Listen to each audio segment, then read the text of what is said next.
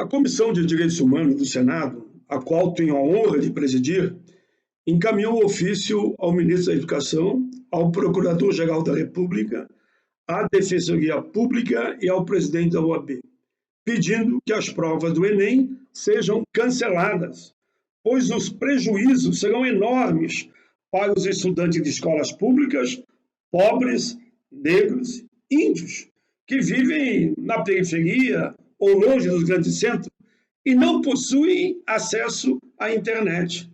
É um absurdo manter, em meio a toda essa crise de pandemia, as provas do Enem. Mais de 2,3 milhões de candidatos não têm computador em casa. Universidades têm que se manifestar pelo adiamento do exame, especialistas também. A União Nacional dos Estudantes e a União Brasileira dos Estudantes Secundaristas afirmam que aplicar as provas em novembro seria injusto com os candidatos mais pobres que têm enfrentado dificuldades no ensino remoto, principalmente em tempos de pandemia. Há diversos obstáculos: falta de computadores, falta de acesso à internet para assistir às aulas online, ausência de merenda, problemas na comunicação com os próprios professores ou falta de espaço adequado em casa para poder estudar de forma tranquila. Manter as provas é acabar com o sonho de milhões de jovens brasileiros de ingressar em uma universidade. O Brasil não pode continuar fomentando as disparidades sociais. Temos que incluir e não excluir. Especialistas, repito, afirmam que nas atuais circunstâncias, manter as datas de prova vai prejudicar principalmente os alunos carentes, os que estão tendo maior dificuldades em ter acesso ao conteúdo, principalmente digital, e a uma rotina de estudos sem as aulas presenciais, que eles ali se davam bem.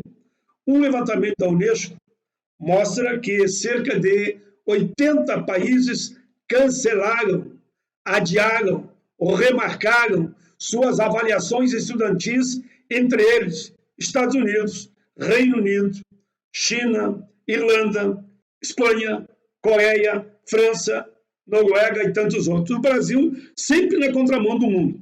No Reino Unido, por exemplo, foram canceladas as avaliações de admissão às universidades, sob o argumento de que a pandemia deve continuar a ter um impacto muito forte no sistema educacional e no país ao longo de meses. A Unesco diz que as decisões dos governadores devem ser motivadas por preocupações com a justiça, com a igualdade e com a inclusão.